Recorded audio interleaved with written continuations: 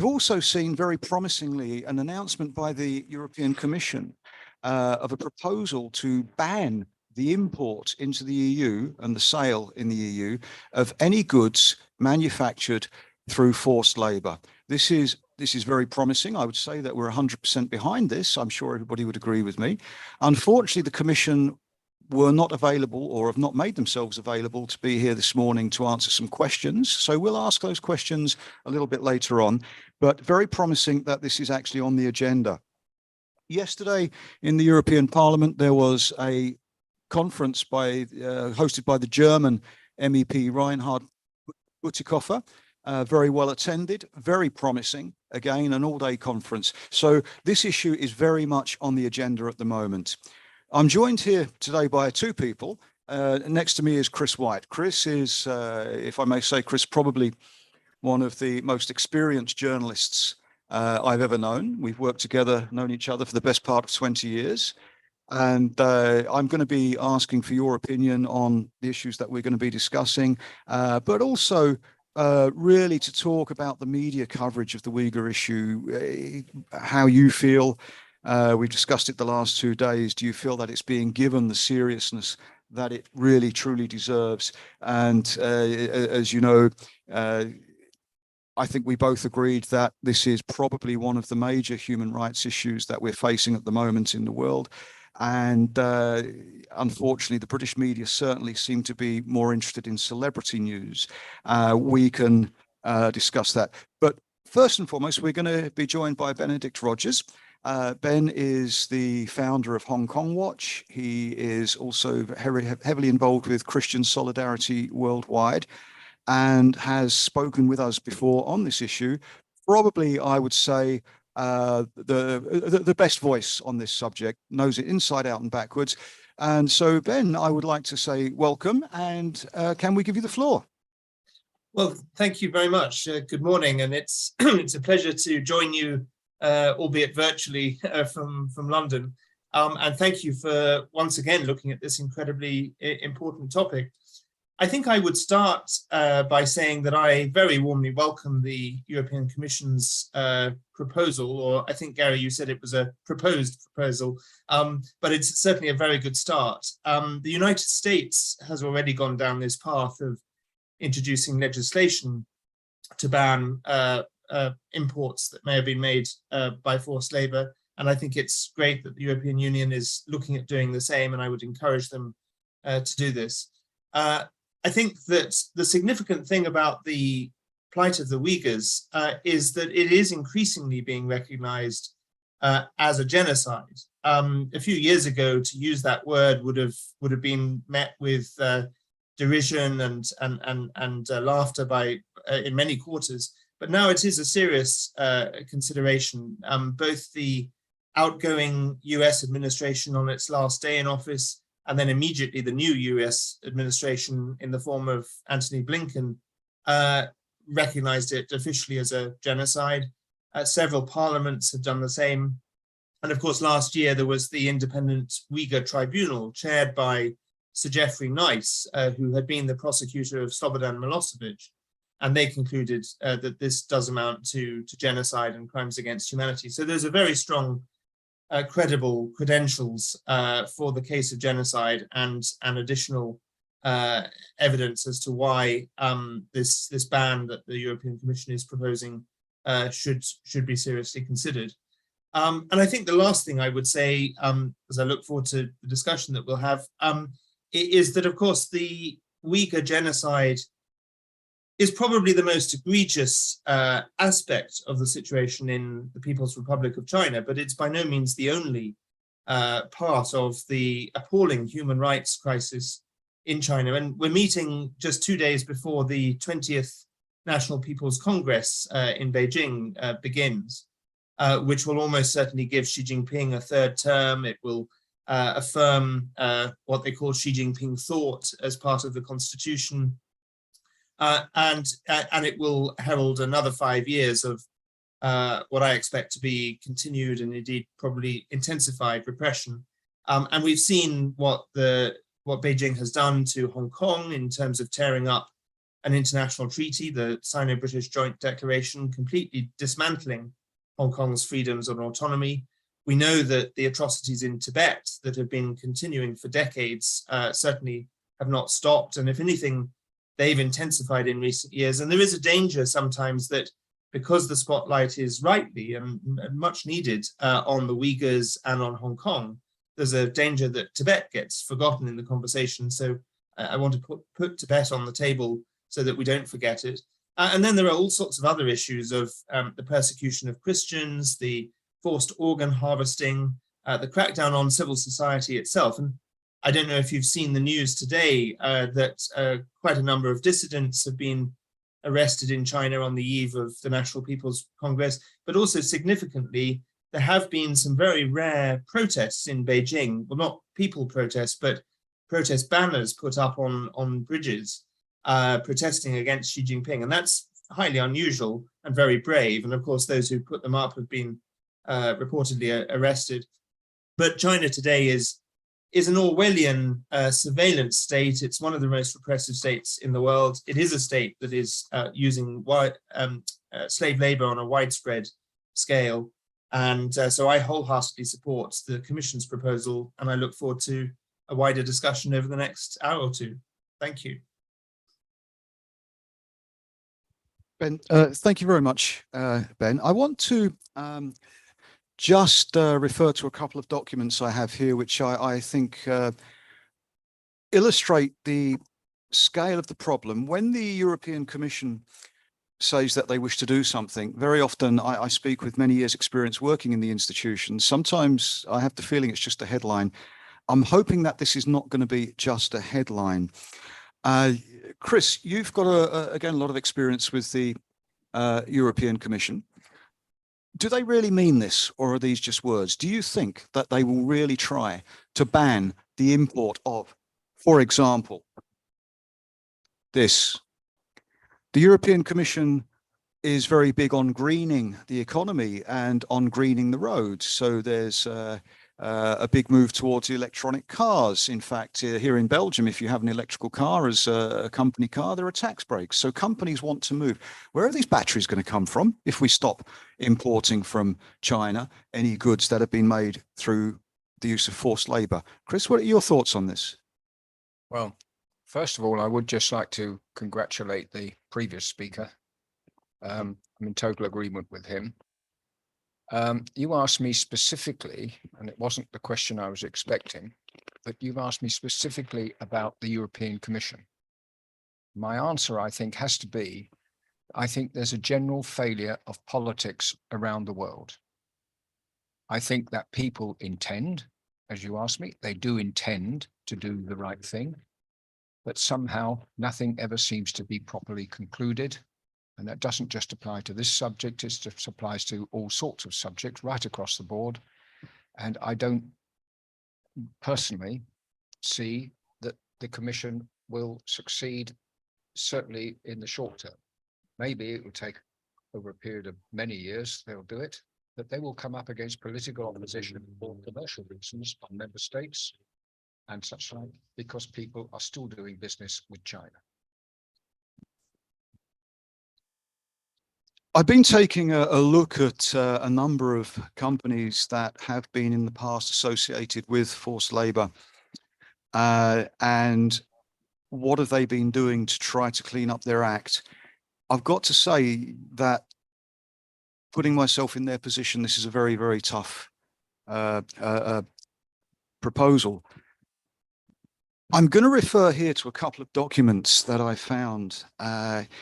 I'm not going to name the company it refers to. It's a major IT company. It's one of the biggest IT companies in the world. I'm not picking on that company because they're in the same situation as everybody else, I guess. So I won't name them. But I've got here a statement from them, and this covers their financial year ending July 2021. So this is 2021 we're talking about here. And they're talking about cleaning up the supply chain. They're acknowledging that there have been problems.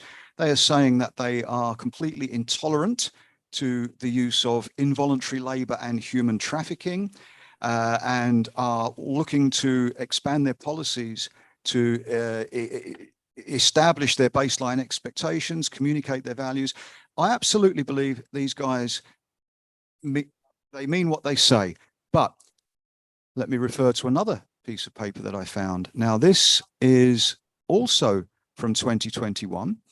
And what we have here is a letter to the chief executive officer of the company that I've just been referring to.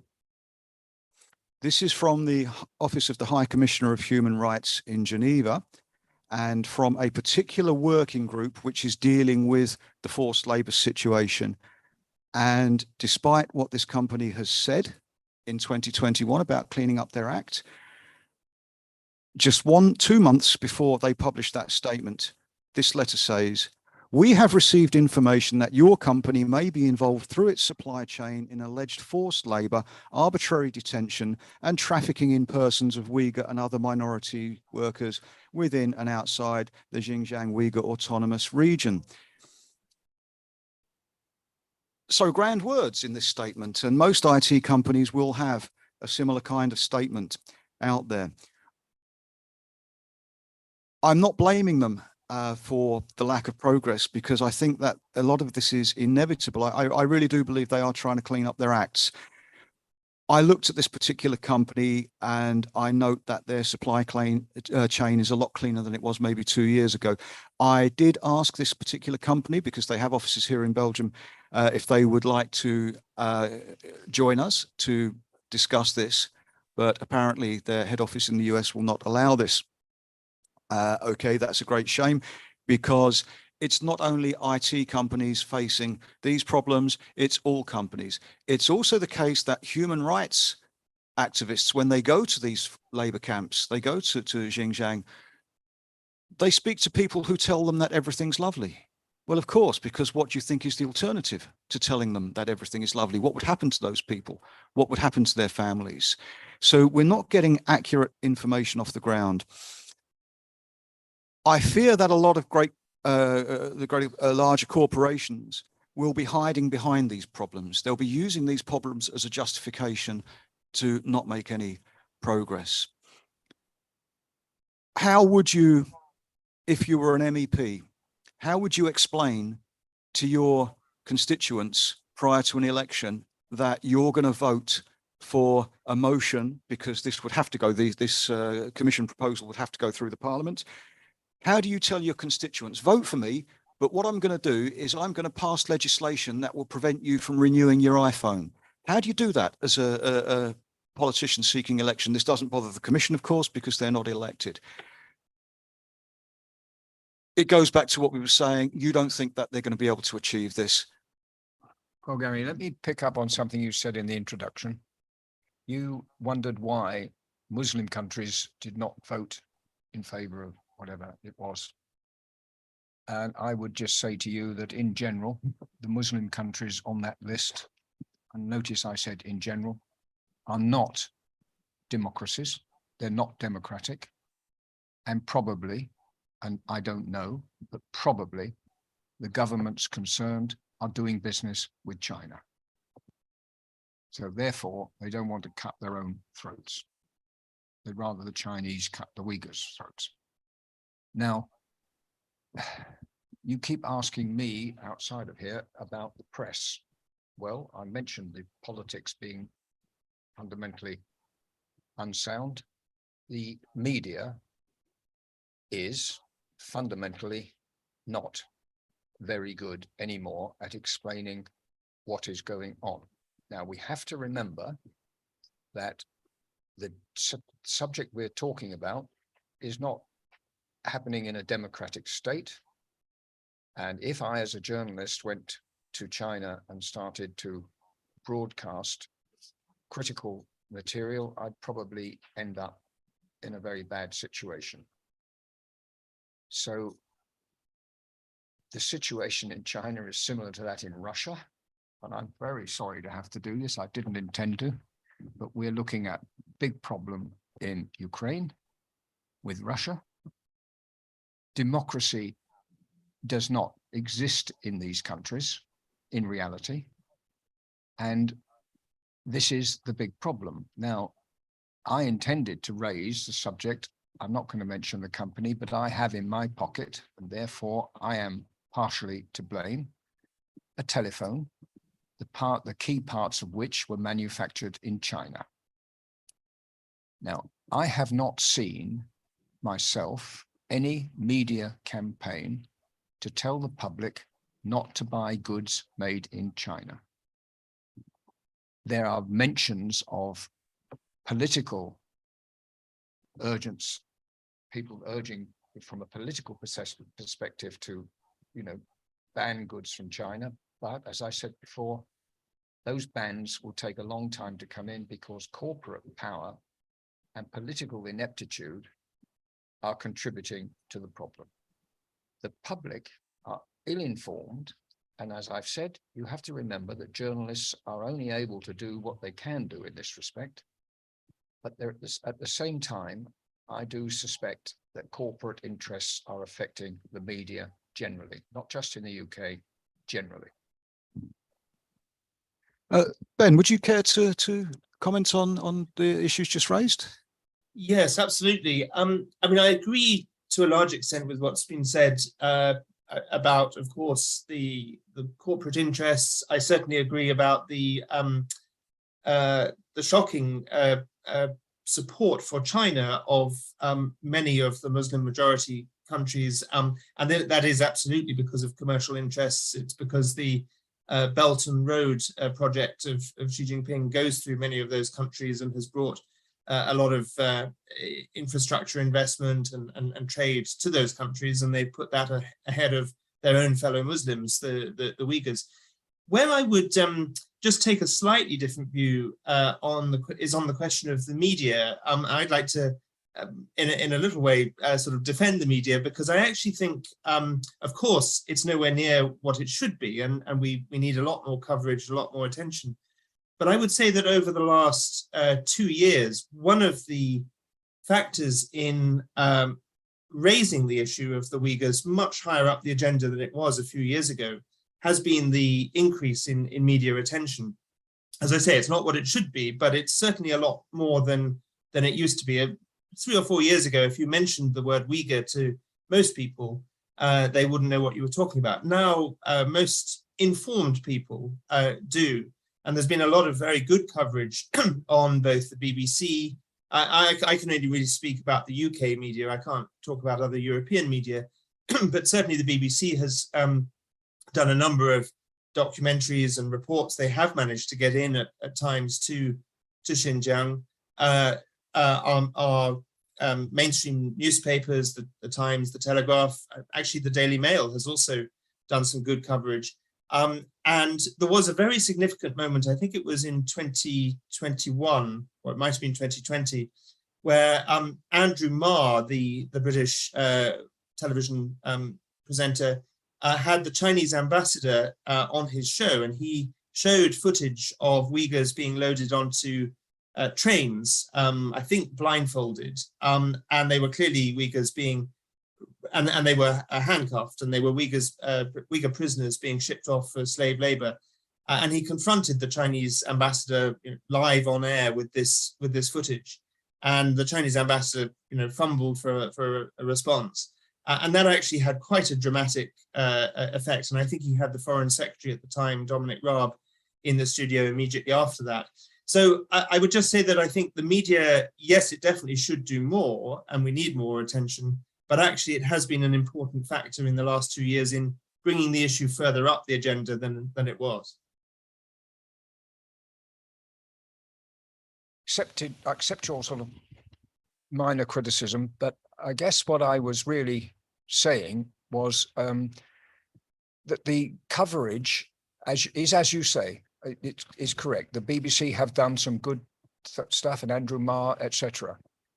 My point, as I thought I was making, probably didn't make it clear, is that we're not seeing the sort of follow-up coverage. For example, which companies are doing business with China. Now, I know of one. I've got a phone in my pocket. Gary has mentioned, without naming the company, another, but the media in my day, in the old days, would have wanted to know the name of every company and what business they were doing with China, and they would have published it. And that would have allowed the public, not the politicians, to say, I will not buy that product. That is where I feel the failing is. Yes, and I would agree with that. Thank you. Do you think that maybe a lot of the problem is to do with our expectations now in this kind of, this consumer society, that we expect to have everything and we expect to have it as cheaply as possible? Maybe we need to kind of revisit our own expectations. If we think back to when the mobile phones first appeared, almost 40 years ago, I guess, these things, they cost a fortune. To buy them and to run them cost an absolute fortune, and they were very primitive. Now, every school child expects the latest iPhone, and the cost has come way down. But the financial cost to us may be lower, but what the cost to other people's human rights is. I don't feel removed from this. I feel guilty about what has become to me an indispensable tool, but do other people feel guilty, or do they simply not care? I think you should get Ben's view on that first before I speak.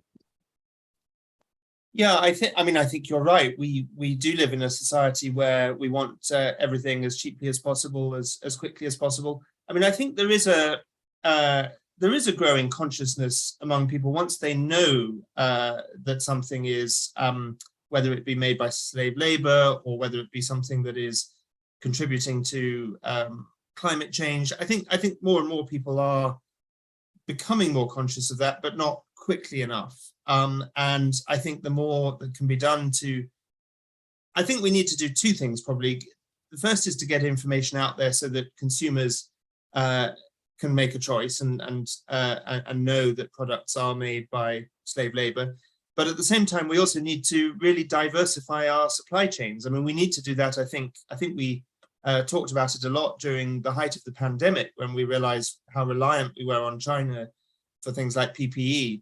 But all the more reason why we should be doing it because of forced labor. We should be sourcing components for our different consumer products much more diversely and not relying on China.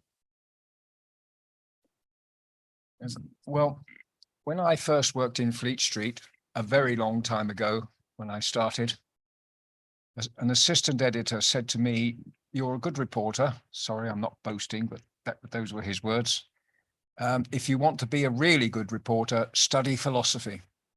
Now, I'm not an academic, and academics may argue with me, but I did study philosophy, and I would refer everyone to Aristotle's criticism of democracy, which he predicted would fail. Why? Principally because of money. And I think we're heading that way generally. And it is a great tragedy that we can't get to grips with the issues we're here today to discuss. Do people care? When I come here in the mornings, when I come to Brussels, I come from Antwerp, and I walk through that wonderful little Jewish district very close to the station, just to the south of the train station at Antwerp. And I notice every day the little brass plaques on the pavement, which bear the names of the people who lived there in various houses. And it gives their name, their date of birth, the date they were taken, and it usually finishes with the words "murdered at Auschwitz." This is within living memory. There are people alive today who remember these events. And whenever politicians talk about this, they say, "Holocaust, never again, never again." Well, what does never again mean is the question I'd like to ask, because to me, it means never again. Does it actually mean never again unless there's some money to be made? Does it mean never again unless we can outsource the suffering to some foreign land and people who might look different to us? Or does it mean, what does it mean? Because it clearly doesn't mean what the two words, when you look at them in isolation, it's fairly obvious, isn't it? Or is this just the hypocrisy of politicians? If I could just interject, you've picked on never again. I would say the war to end all wars. and various comments like that that are made throughout history. And I think we have to look at history to understand what is going on today. I'm sorry to be philosophical in my approach on this occasion, but I'm afraid it is a little bit of a philosophical issue. And I do believe, as I said before, the politicians have got to get to grips with it. We mustn't forget that both Russia and China are members of the UN, so the UN is restricted. And I do believe that we should understand better at a political level, at the ordinary common person level, what is going on. And that, of course, means that the so-called pillar of democracy, the media, it used to be newspapers, but it's the media these days, needs to get to grips better with the situation.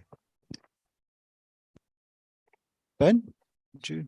Yeah, I'd like to make 2 points in response to that. I mean, the first is that it's very noticeable, for example, with the British government, and you can apply this to some other governments as well, but if I take the British government, they are very reluctant to, and they haven't used the word genocide in relation to the Uyghurs, unlike the US and unlike a number of parliaments, including the UK's own House of Commons, but the government itself won't use the word genocide, precisely because if you use the word genocide, it carries a legal responsibility to stop it, to prevent it, to punish it, and the government, for business reasons, doesn't want to do that. And I mean, I was a little bit involved a year or a couple of years ago in an effort that Lord Alton in the House of Lords led to introduce an amendment to the then trade bill, which it was called the Genocide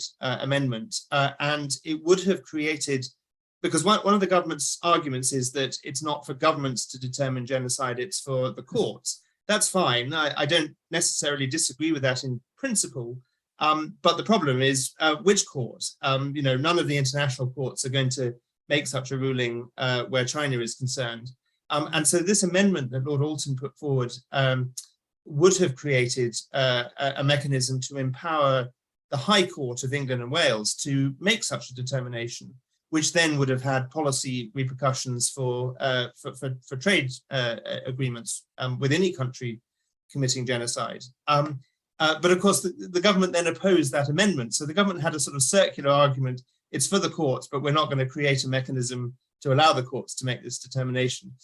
So that, I think, shows that they're not serious about never again. The second quick point I'd just like to make, because you drew a specific link to the Holocaust, and what's, I think, very significant about what's happening to the Uyghurs is that the Jewish community, highly unusually, because as we all know and very much understand, the Holocaust is regarded generally as a very unique, specific event in history that one doesn't normally draw comparisons with.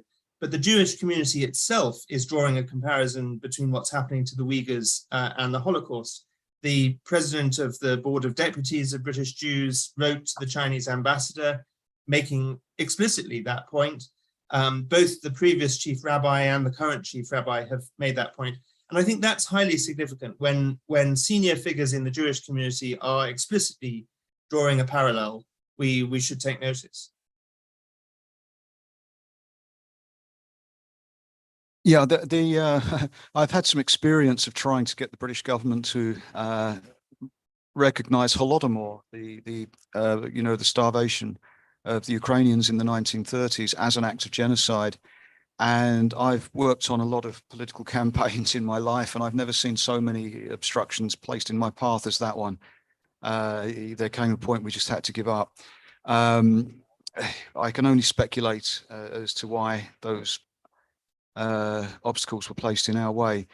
But you are quite right there, Ben, that people are now starting to use the word genocide in connection with what's going on with regard to the Uyghurs. I believe we have actually a presentation from an MEP, Mr. Carlo Fidanza. I think, Leo, you maybe have that lined up. Mr. Fidanza is a member of the ECR group in the European Parliament. He was unable to make it here today. He had hoped to be here, but I understand that he sent us a presentation.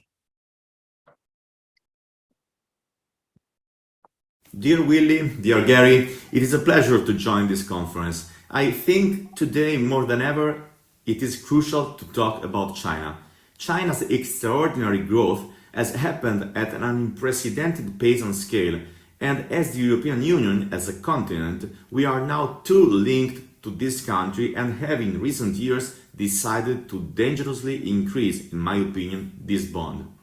Indeed, one becomes hesitant when it comes to exposing how and at whose expense this incredible growth has occurred. And yet, we must say it. It has occurred at the expenses of liberty. The liberty of the weakest, those who could not defend themselves. Today you ask me about Uyghurs, about the forced labor, about the tortures, about the organ harvesting, about the camps. As European Parliament, we have always condemned the persecution of Uyghurs. We had several motions for resolutions on this matter to make sure that the work of the High Representative is conditioned to this will of the European Parliament. In this regard, I can assure you that as Parliament we are united in condemning the happenings in the Xinjiang region. Furthermore, Uyghurs are not the only victims of the methods of the regimes. Christians and Falun Gong are also suffering the same fate. The fact is that totalitarian regimes do not tolerate dissident voices, different ideas. Hannah Arendt challenged the roots of totalitarianism at one point not too long ago. She would ask herself, what is it that makes a totalitarian system act in the way it does? Why does totalitarianism need to impose an ideology, impose itself through violence? Why does it need re-education camps, sterilizations? Why does it have to ensure that no one veers off the road it has set out for them? She replied, fear. Fear is the motivating force for totalitarianism. The anxiety of losing control and the worry that oppositional voices will drive people away. And indeed, in the face of the manifestation of fear, when the road is dark and there is no light, when one is alone, we must come together, stand strong with each other and for each other, react with courage and strength, without giving in to easy temptations, for they never are done in our favor, but always made to enslave us. Thank you all. I'd like to thank Mr. Fidanza for his contribution there, and thanks also to his staff for helping to make everything happen there. I wanted to just pick up on a couple of things there, because there was mention of the organ harvesting. Now, we had a conference here not so very long ago, maybe a couple of months ago, and we were presented with actual evidence, recorded evidence of a Chinese doctor speaking to what was actually an investigative journalist and promising or offering to provide organs from donors as young as 15 years. And that's hard evidence. And this again is another of the nefarious practices of the Chinese Communist Party. But I'll just extend that one a little bit, because today I received this morning from somebody who's following the event and is very concerned about the Chinese situation, some news from Pakistan. And this concerns a hospital in Lahore. It's the Punjab Nishtar Hospital. 500 bodies were found. The bodies had been opened and organs had been removed. So, well, China is not alone in this evil. Apparently the same thing is happening in Pakistan. I was sent a photograph. You don't want to see the photograph, trust me on this. I've always felt, and I've spoken on this on a number of occasions, that communism is basically a dehumanizing ideology. We have, as Ben has pointed out, in 2 days, the Congress of the Chinese Communist Party. We expect to see no changes at the top. Of course, Pakistan is not a communist country, but as Chris has pointed out, like many of the countries that opposed the motion at the UN on China, it is a Muslim country, and it's not a democracy. I can draw parallels between political ideologies and religions. It's rather fun to do that sometimes. Actually, I rather enjoy it. I try not to offend people. But if I were to draw parallels between a religion and a political ideology, I would find it very easy to draw parallels between Islam and communism. They're not unique. I could draw parallels between communism and Christianity. It's all about sacrifice and service, and your reward comes at the end. Either it's at the gates of heaven or it's through the attainment of communism. Okay, so we're going off at a bit of a tangent there. But just I was trying to make the point there that it's not only China that is carrying out. And the reason why countries are able to do this, because we do not punish them by withdrawing our custom. We're not doing this. We're allowing them to get away with murder. I mentioned philosophy, and in particular Aristotle. It might seem a bit off the wall, but one of the great statements by Aristotle was you cannot understand something in particular unless you can see it in the broad, meaning unless you can see everything. And I would just like to say that I've just come from the UK. And one of the big issues in the UK is the threat or possibility of Scottish independence. And I did actually write an article for you in which I mentioned that if they want Scottish independence, there is a similarity to Ukraine in terms of the wish for independence. And I would like to pick up a very good speech by our MEP friend, very good contribution. But I would point out that the people of Catalan voted for independence, and what happened to their leaders? They ended up with long prison terms, and they have not got independence. Now, why do I raise that in the context of this? I have said that many countries in the UN are not proper democracies. Therefore, they are unlikely to vote against China. And the EU needs to examine itself, as does the British government. I am not in any way anti-European. I was here for 35 years and I worked in the European Parliament. I'm not one of your lunatics, like many in the UK. But I do criticize, and I haven't really seen this properly examined in it, how is it that the Catalans voted in a democratic vote for independence and went to jail?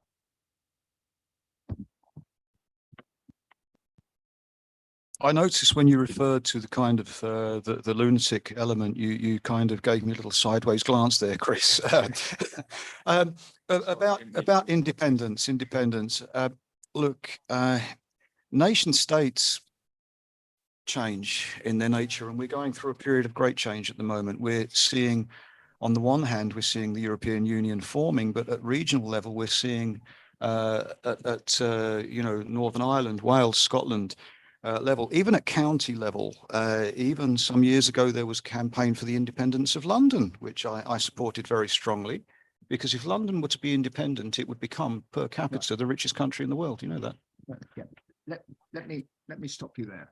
I only raised that issue because we're looking at the issue of democracy. And I will just explain to you, because obviously you need to have it explained. The Uyghurs and all the others we're talking about, the Tibetans, fundamentally represent to the Chinese dictatorship movements for independence from China. And when you boil this big issue, and it is a horrendous issue, but when you boil it down, the Chinese are afraid these people will demand independence. And we need to get our act together in Europe, and I include the British in that, in the terms that we're geographically in Europe. We need to start recognizing that if people want independence, they have the right to have independence. And we did not recognize that with the Catalans. And nobody, I do suspect that the EU behind the scenes persuaded the Spanish to let them out of jail. But they still are being punished. And there's one man here, I may go and see, he lives in Waterloo, who was one of the Catalan leaders, and if he goes back to Spain, he faces 20 years in prison. He's living here in Belgium and he cannot go home. Now we're talking about issues in the Far East, and you cannot expect the public to understand what should be done until you have a proper philosophy on these issues. I'd like to know what Ben, sorry. Just very quickly, I would like to know what Ben thinks. can I just very quickly point out something there, Chris? The Xinjiang region is actually officially referred to as the Autonomous Uyghur Region. That's some kind of autonomy, yeah? Words mean what communists say they mean. Very good speaker there said that the European Parliament is unanimous in condemning all this, right? Where is the EU action in doing something about it? We can all talk. I mean, I can talk. I don't know if you've noticed, but where is the proper action? You asked me earlier on, you said the Commission are talking about bringing in some sort of leg. Will we ever see it? That's where we started. And so that for the benefit of the people just come in. And my view is we probably will not see any really effective legislation from the EU, and people are dying in the meantime. Bring Ben back. Ben, please, if you comment. Yeah, I'd like to pick up on 2 points. Just on the point about independence, I totally agree. I think, and this applies not just to independence, but more broadly as well. I think if we are to speak effectively for human rights in other parts of the world, we need to be consistent. We need to have our own house in order. And so I totally agree that whilst I personally would be very sad to see Scotland leave the United Kingdom, if it is the will of the majority of Scottish people, you know, I'm a Democrat, and they should have that right. Same for the Catalans. And I remember a few years ago when a very tiny political party in Hong Kong, it was basically pretty much a one-man band called the Hong Kong Independence Party, had been established, and it was then banned, and the founder was jailed in Hong Kong. And I tweeted saying it was outrageous that he should be jailed and his party banned, and that although I don't advocate Hong Kong's independence, I certainly advocate the freedom of expression for people to advance that view. And I had a lot of people, supporters of the Communist Party and others, tweeting back to me saying, well, how would you feel if the Scottish National Party stood for your parliament? And I replied saying they're the third largest party in our parliament, a point that evidently the people tweeting me hadn't realized. So I 100% agree with that point, that we have to be consistent and uphold those rights for everyone. Can I just very briefly comment on the earlier comments about organ harvesting? Again, I totally agree that it's really important to see the bigger picture. It's absolutely right that China is not alone, and that there are other countries where this horrific crime is happening. However, I think the one thing that distinguishes China in this context is that I don't know the details of what happened in Pakistan, but what I can say is that I think in China, it is very much the state that is doing this. It is the government, the law enforcement agencies, the Communist Party. Whereas I suspect in places like Pakistan, it's non-state actors. I may be wrong, but that's my assumption. And also that in China, it's directly targeted at prisoners of conscience. So the two things that distinguish China in this area of organ harvesting is that it is the state and it's taken from prisoners of conscience. But of course, it's right to acknowledge that it's happening elsewhere in other forms. Just to pick up again on the Parliament's position on the Uyghur situation, this is something which has been put to the vote on a number of occasions in various resolutions. And what has always been striking is the almost unanimous support for action against China and for recognizing the situation as genocide.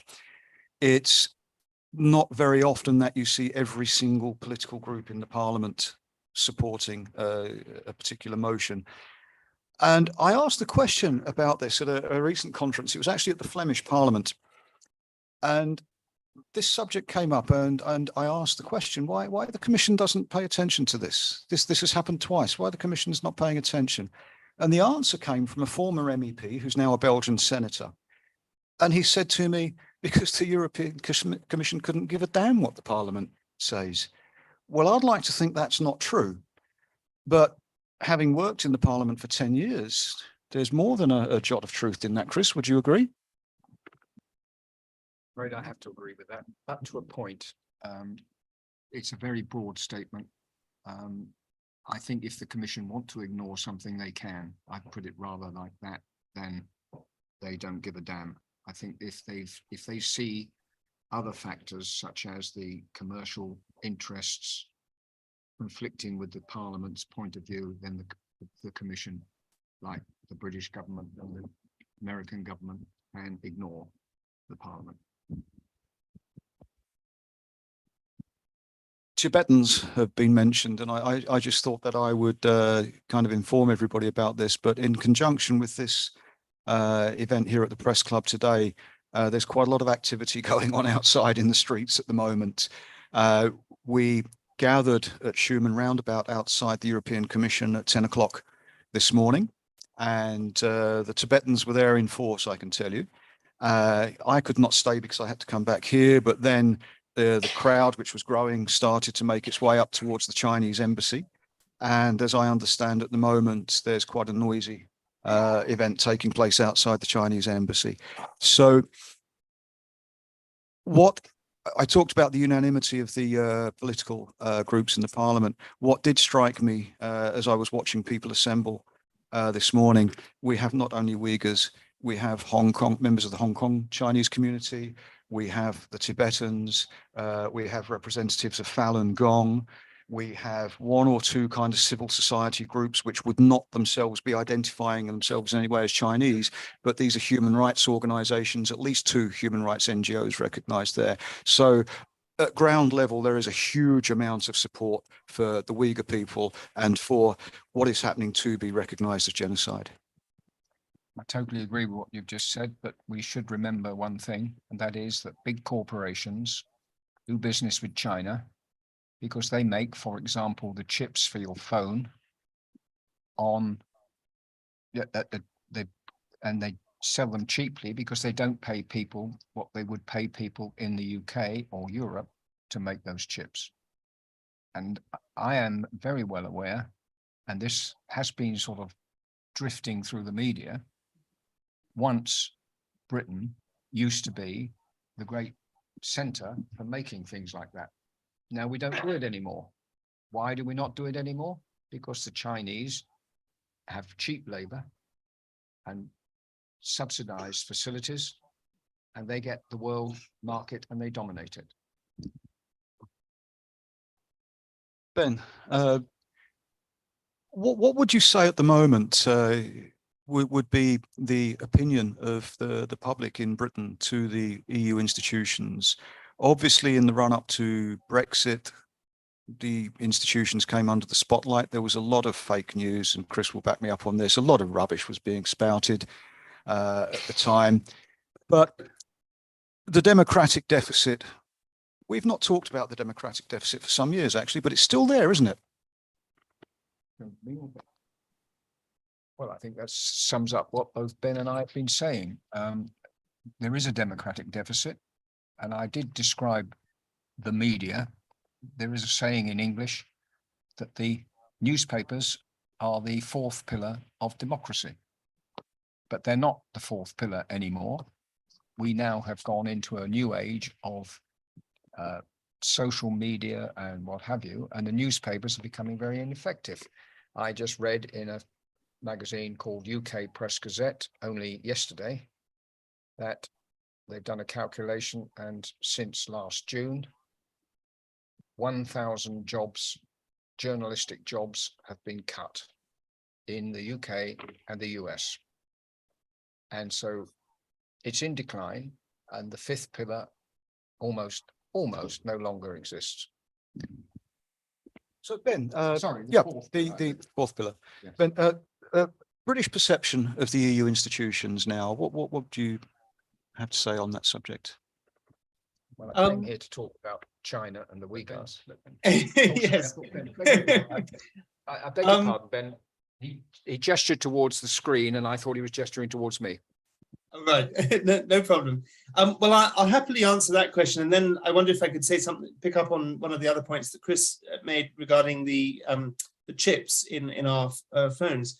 On the EU institutions, I think I hope that the kind of furious, poisonous, toxic debate that took place, what, 5 or 6, 7 years ago, around the time of the referendum, has died down. I think that whichever side of that debate you stood, hopefully the worst of that sort of, as you say, there was a lot of fake news, there was a lot of toxicity in it. I hope that has died down. And I would say that probably most people now would want to have a relationship with the EU institutions whereby, obviously we're not part of them, but we collaborate with them on those issues that we have a common cause on. And so I hope that, for example, on this issue of China, and particularly on the issue of the proposal to stop forced labor goods, that the UK might look at what the EU Commission is proposing and think of doing something similar. I can't speak for the British population as a whole, but I, as I say, I think the kind of fervent, furious debate has died down, and people want a constructive relationship in this post-Brexit era. That at least is my own view and my hope. But I wonder if I could just come back quickly to a point that Chris made about the chips. He's absolutely right. But one other aspect of this is, which we haven't talked about, of course, is the question of Taiwan. And we've seen in recent months, particularly surrounding Nancy Pelosi's visit to Taiwan, the escalation in hostilities to Taiwan from Beijing, the very real talk now of, at some point, the possibility of Beijing trying to take Taiwan by force. And I think that's really significant, A, because Taiwan is, in contrast to mainland China, one of the most vibrant, impressive democracies in the Asia region, which really does stand up for human rights, has a free press, has all the democratic institutions. But most significantly, it's actually the world's largest manufacturer of the chips. So although China manufactures some, Taiwan is actually the major manufacturer of semiconductors, of these microchips that power all our electronic products. And those two reasons, Taiwan's democracy and Taiwan being the major producer of chips, surely mean that it is in our interests to prevent an invasion of Taiwan, and should an invasion take place, we should be doing whatever we can to defend Taiwan, because if Taiwan's role as the major manufacturer of microchips falls into the control of the Chinese Communist Party, then we're in even greater trouble than we are already. Well, once again, I totally agree with you. But with my sort of weird way of thinking, I will admit that I do think differently to a lot of people. Putin's big mistake was to invade Ukraine, because Ukraine was Russified, as we say in English. And had he been friendly towards Ukraine as it was, he could have exploited the Ukrainian situation to the advantage of Russia. The Chinese, and Gary mentioned this to me earlier, he may want to say something about it, but the Taiwanese are involved in commercial activities in China. And the Chinese, rather than invade Taiwan and find themselves completely blacklisted, might be better off being friendly to Taiwan and doing a commercial deal with them. I did, as I mentioned earlier, a little bit of research on the supply chains of some of the IT companies. And I did find quite a lot of Taiwanese-based firms based in Taipei that are running these labor camps. And I was a little bit disappointed to discover this because, like Ben, I have a great regard for the Taiwanese, and really, they are very much on the front line. I would add they may have been bought some time, because I believe that China will be looking at Putin's situation, the failure of his armed forces. And I would say that the Chinese army is not much better than Putin's army. They're very good at goose-stepping outside mausoleums, but not much good on the battlefield. And I think that the Chinese will be stepping back now and thinking, whoa, best we don't go there.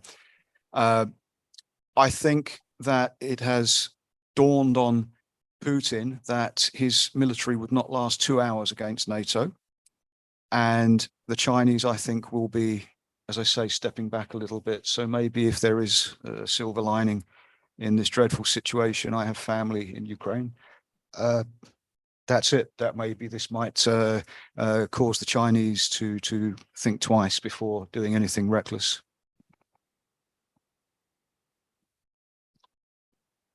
Well, we've gone off the subject a bit. Question that we started with, and I'm not running this, I'm just being invited here to give an opinion, but I would very much like to think that we could reach some sort of conclusion on the question of the Uyghurs and Tibet and what have you. And what we think that the West, use that term advisedly, in particular Europe with the UK, as Ben said, what should we be doing now to put a stop to this? What I'd just like to do, because we have some people here in the audience who have joined us, is anybody like to make any comments or raise any questions? No? You had your chance.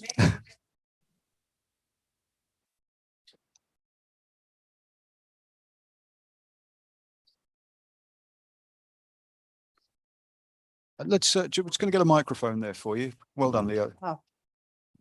Correct me. Hello, hello. It is? No, just correct me if I'm wrong, but about the Catalan politician that was here, hosted during all the years that he had been convicted of doing something against the Spanish nation and constitution, etc. I think about 2-3 weeks ago, the ban was lifted and he can go to Spain freely now. Is it possible that I'm wrong, that I have read something that is not true? I haven't heard, but I was talking to a friend of the man I mentioned who lives in Belgium only yesterday, and they're neighbours, and he didn't mention anything about anything being lifted, but of course I may not know. I'm not up to date, and as I say, the media haven't carried anything that I'm aware of. Thank you. I'd just like, really, I think we're probably about to start wrapping things up, but I'd kind of like to finish off where we started, which is on an optimistic note. We are seeing greater recognition of the genocide. We're seeing acknowledgement of the fact that it is a genocide. We've got a long way to go, but I think that by maintaining the pressure, by keeping up the pressure in the European Parliament, as I say, we had an event there yesterday, today we're here, we've got people out on the streets. If we go away, the problem won't go away. So that's why we mustn't go away.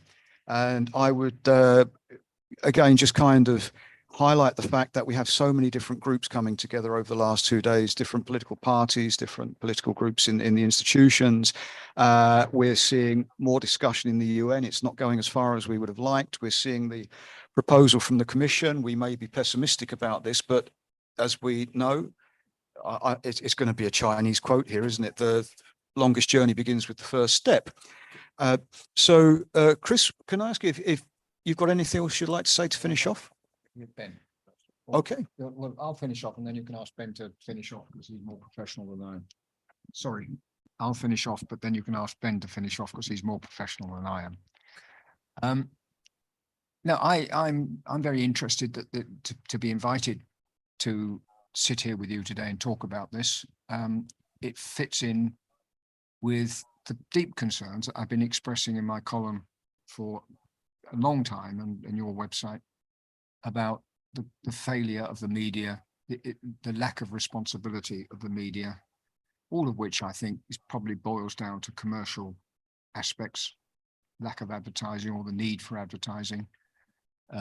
We're in social change. What worries me about all of it, and I've tried to express this, is that politicians do not seem any longer able, as we become more international, to reach a firm conclusion and get something actually done. And that does worry me in many respects, not just this subject, but many other subjects. And I think that I mentioned democracy and the philosophy. I think if we're not careful, we are heading down the road predicted by Aristotle over 2,000 years ago. Chris, thank you very much. And incidentally, folks, Chris came over from the UK just to take part in this event today, and we're very, very grateful.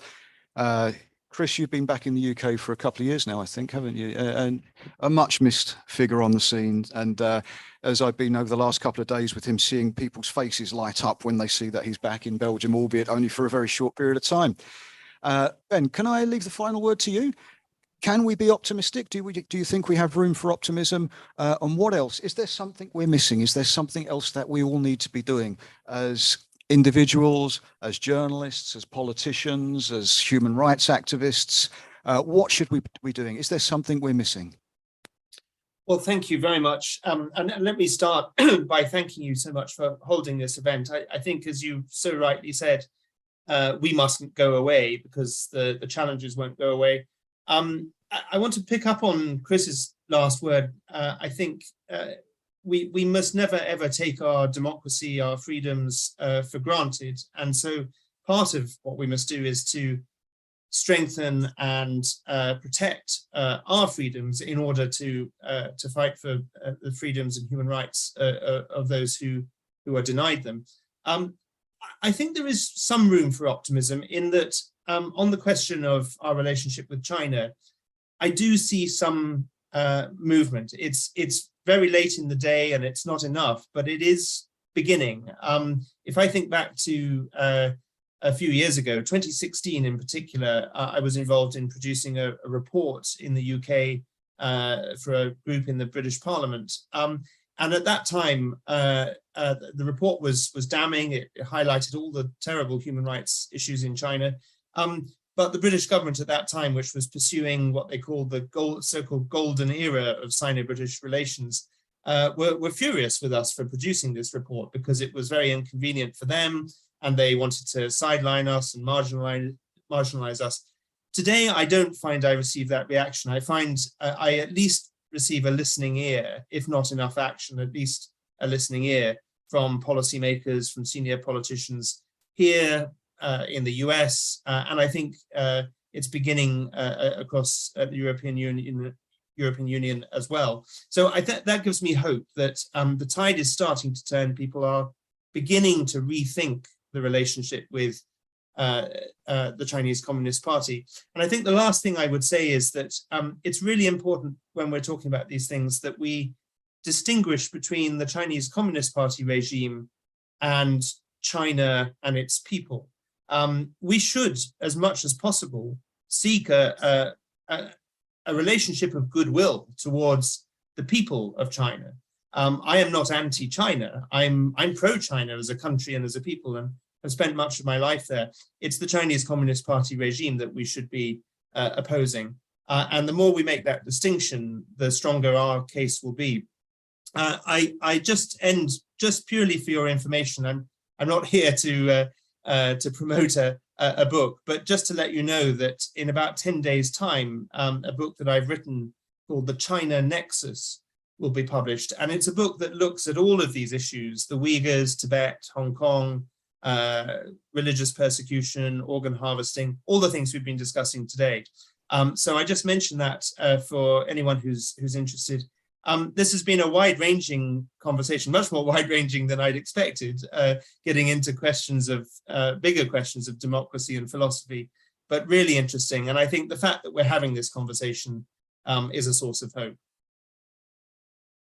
Ben, I would just like to say for the record that I totally agree with you about the difference between the people of China and the regime. I didn't mention it because this has been, as you say, a wide-ranging discussion.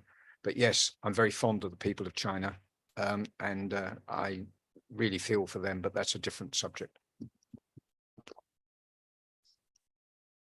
Okay, so really final words. Ben, thank you very much for joining us. I know you've been feeling a little bit under the weather the last couple of days, so thank you very much. Possibly over the next day or two, we can have a chat and we can talk about maybe presenting your book here at the Press Club. That would be very nice. I'm sure there would be an audience. And I just want to make one, I promised the final point about the value of these events. January of last year, we had a conference here. We were calling for Magnitsky-style sanctions against the Chinese Communist Party. One of our speakers was Sir Ian Duncan Smith, former leader of the British Conservative Party. He has been advocating sanctions against the Chinese for quite some time. 7 days after our conference, the Chinese sanctioned Sir Ian Duncan Smith. So they're watching and they're listening. I hope they're taking note. Thank you.